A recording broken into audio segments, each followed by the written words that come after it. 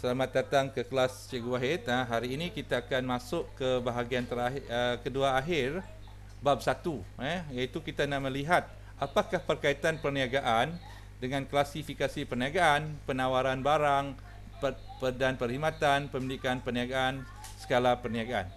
Keempat-empat elemen ini akan ada hubung kait antara satu sama lain. Itu yang kita akan bincangkan dalam topik ini.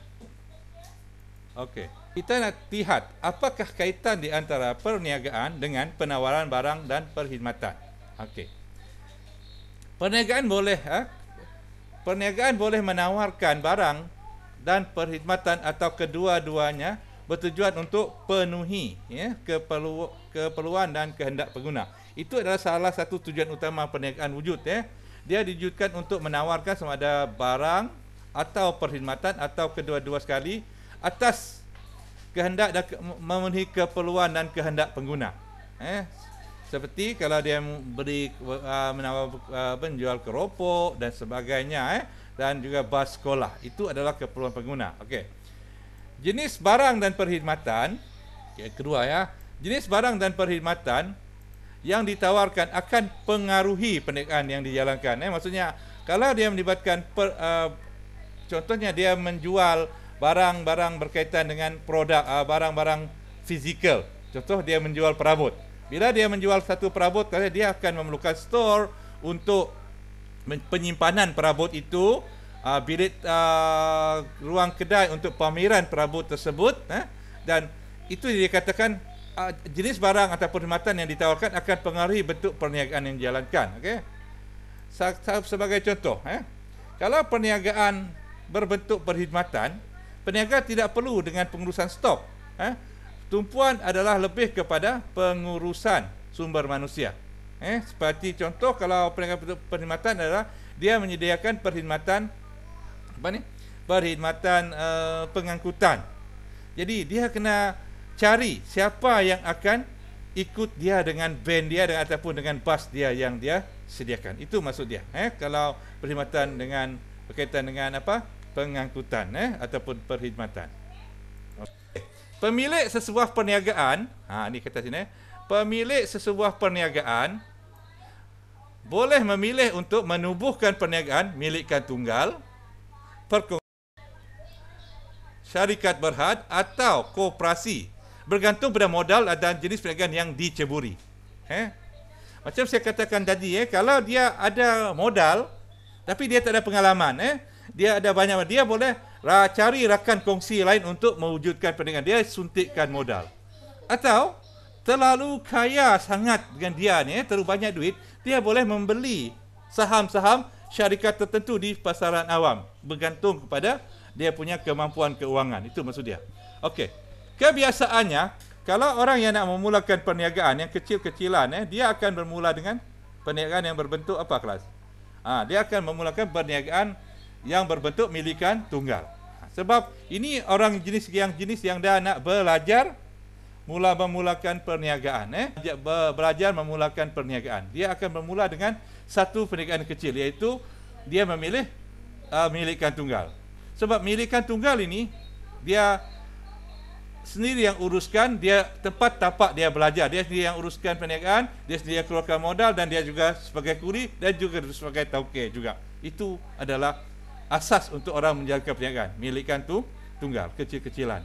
Okey. Ingat, apabila perniagaan macam saya katakan hari itu, apabila perniagaan dia semakin berkembang, contohnya produk dia awal dia memilih untuk menjual kelas, menjual burger jenama dia sendiri. Burger ADBL contohnya, burger dia. Dia jual buka kiosk saja ataupun dia buka gerai kecil di pasar malam saja. Tetapi apabila burger dia mendapat sambutan orang ramai sehingga ada orang minta di luar dalat, dia sampai Mukas, sampai Balingian, semua. Dia tak ada pilihan lain, cuma dia akan mengembangkan, mencari rakan kongsi yang boleh menjalankan perniagaannya di tempat itu. Itu dia kata perniagaan semakin berkembang. Dia akan terpaksa bubarkan perniagaan milikan tunggal dia kepada perkongsian. Sekiranya perniagaan dia bertambah besar pasaran dia terpaksa bubarkan juga nanti akhirnya. Itu apabila perniagaan semakin berkembang atau saiz jabatan besar, bentuk pemilikan juga boleh diubah mengikut keperluan perniagaan. Maksudnya dia tidak akan stay selama-lamanya dimilikan tunggal. Okey. Sebagai contoh, saya bagi satu contoh. Okey, contoh dia. Ini contoh. Okey, contohnya perubahan bentuk pemilikan perniagaan daripada milikan tunggal kepada perkongsian. Macam tadi kan, dia pasal dia tak mampu untuk berkembang sebab dia terpaksa ni.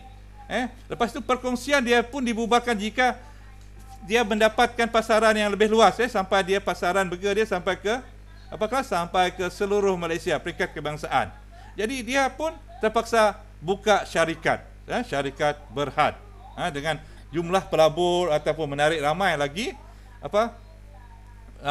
modal ke dalam perniagaan dia. Jadi ingat, dalam konteks ini pemilikan perniagaan itu bukannya selama-lamanya pada satu tahap.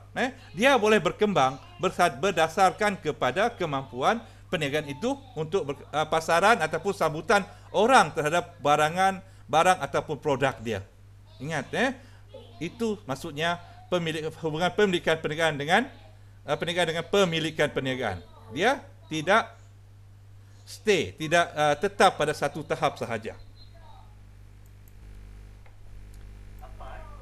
Ya, keempat. Ya, okey. Dah Alright. Okey.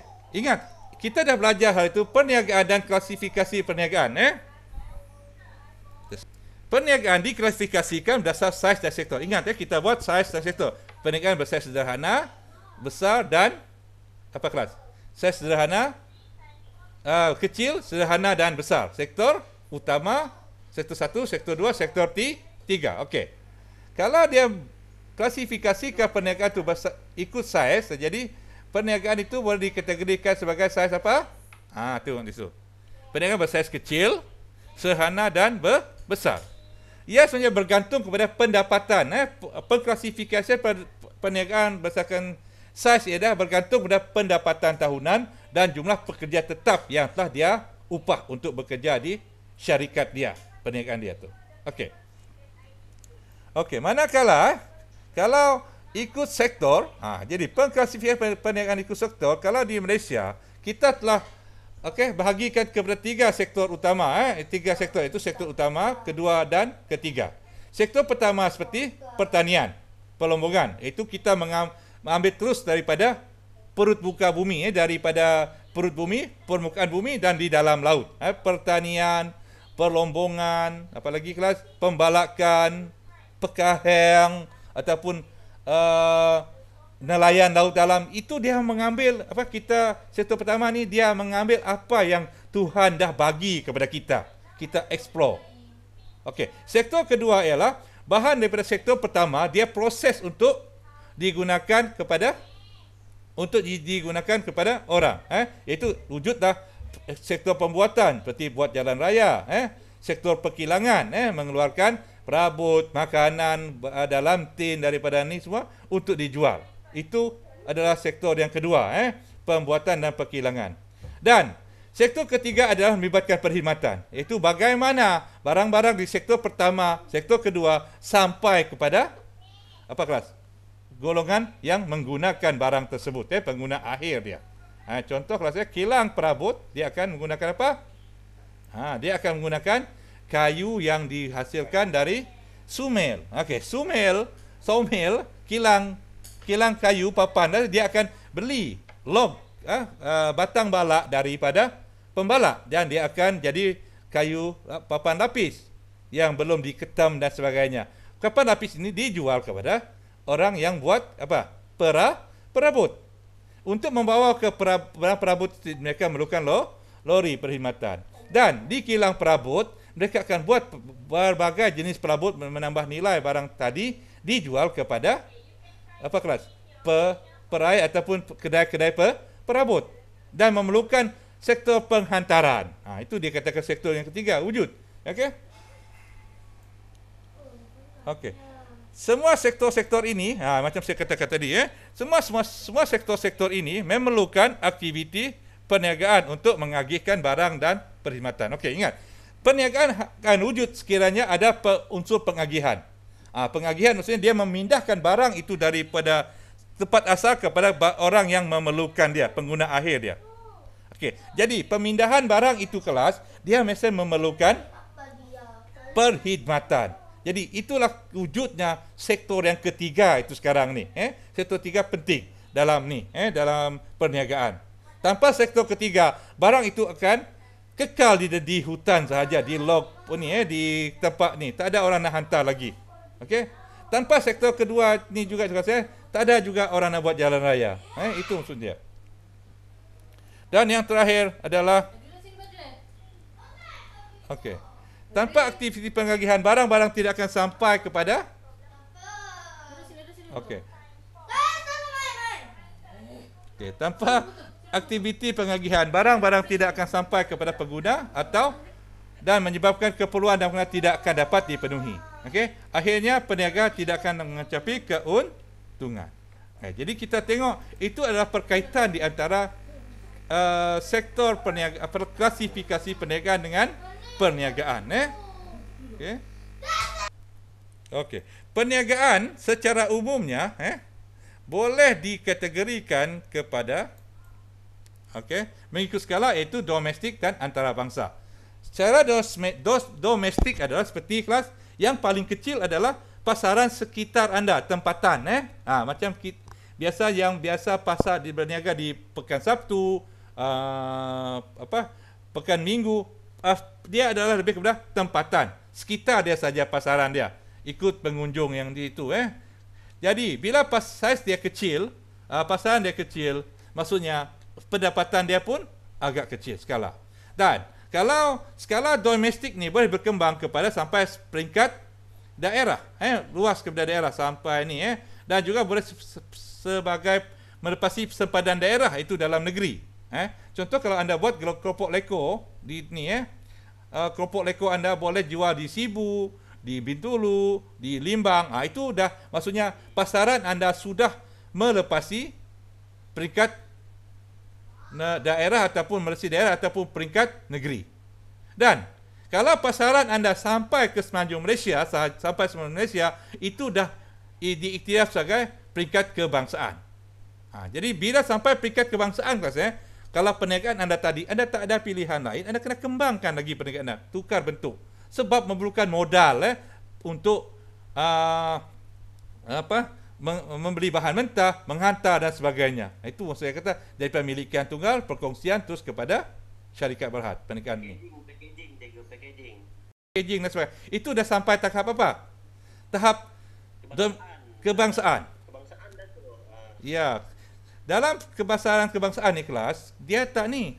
Sebab kita tahu, ingat satu lagi, cita rasa pengguna kita pun tahu. Dalam ikut pasaran ni. Jadi kalau sekadar pasaran, sebab kita tahu apakah dia punya cita rasa pengguna kita. Contohnya di Malaysia ni, majoriti penduduknya beragama Islam. Jadi penting kalau kita kena buat perniagaan produk kita mesti ada unsur halal. Jadi itu senang. Nak pergi ni. Kalau nak masuk pasaran ni, kalau nak masuk pasaran antarabangsa, sama juga kelas. Jadi kalau majoriti penduduk Islam di dunia ni ataupun ke Timur Tengah, kita pastikan pasaran kita produk kita halal juga. Okey, yang kedua. Ini yang paling bagus ni sekarang ni. Okey, saiz perniagaan tidak mempengaruhi skala dia. Ingat walaupun anda tadi perniagaan anda kecil, tidak akan mempengaruhi skala dia. Saya bagi contoh. Anda cuma di rumah anda buat satu kelas? Anda buat dari rumah saja buat souvenir yang cantik-cantik ataupun edit gambar dalam apa-apa orang send anda. Jadi kawan anda ataupun rakan anda di Nicaragua pun nak mendapatkan perkhidmatan anda. Jadi ingat walaupun kecil tapi orang di luar sana boleh mencecah global juga. Itu maksudnya tidak mempengaruhi saiz perniagaan tidak mempengaruhi skala dia. Okey. Kenapa berlaku situ kelas? Ini punca dia. Okey. Sesebuah perniagaan saiz ia tidak perlu bersaiz besar untuk menawar pasaran ataupun perkhidmatan ke pasaran global.